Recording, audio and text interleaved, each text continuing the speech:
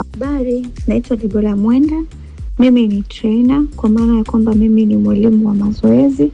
Nafundisha mazoezi ya kupunguza uzito, mazoezi ya kupunguza kitambi, mazoezi ya kujenga misuli na mazoezi ya kuweka mwili fit.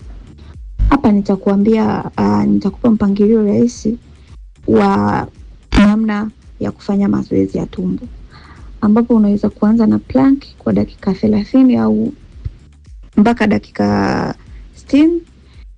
Utaifanya mara 3, yani tunasemaga set 3.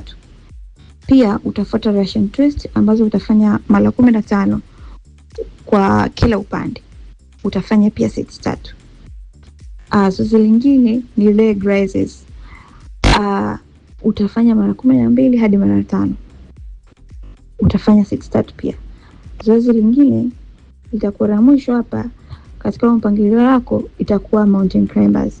Hii utaifanya kwa muda wa sekunde 30 hadi sekunde 60 kwa set 3 pia. Kwa mpangilio huo utakuwa umefanya kikamilifu mazoezi ya tumbo. Utakuwa umetarget tumbo lako la juu, la chini, na tumbo lote kwa ujumla.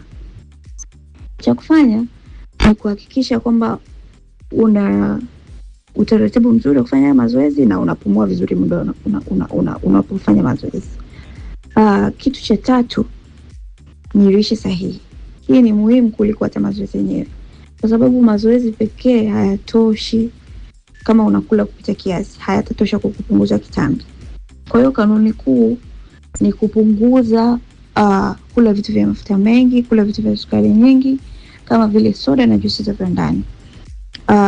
Kula zaidi vyakula vya asilia kama mboga, matunda, protein safi kama samaki, maharage, mayai, kuku. Pia unashauriwa kunywa maji mengi kwa siku, angalau lita 8 hadi 10.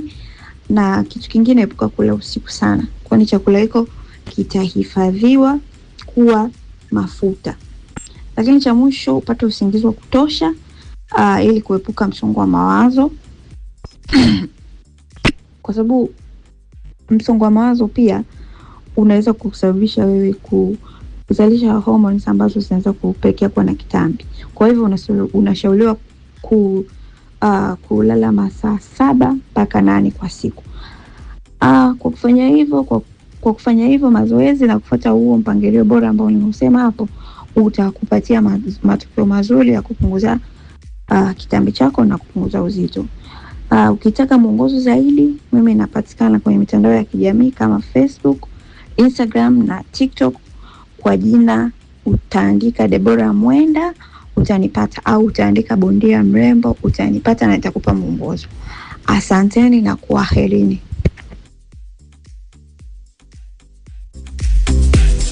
Motisha.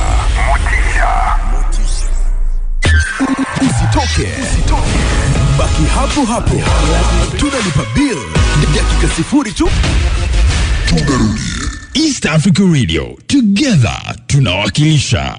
Wewe bado haujui, michongo ya leo inaletwa na dalali wa michongo. Bei halali, bidhaa safi kabisa. Michongo inasikika hapa kwanza. Dalali wa michongo anakuletea dili moto, kuanzia dili za bei che hadi bei za kimataifa.